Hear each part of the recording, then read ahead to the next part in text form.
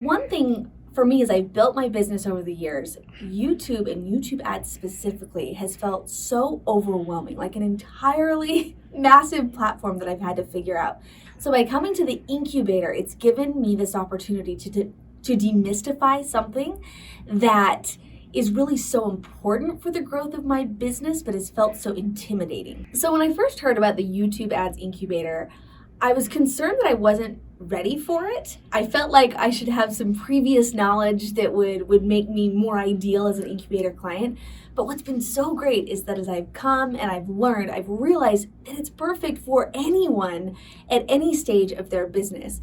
I can't emphasize enough just how important it is to really leverage YouTube ads to grow your business. And I have learned everything from top to bottom about why that rings true. The best thing I've gotten out of the incubator is I'm walking away with 3 ads to test.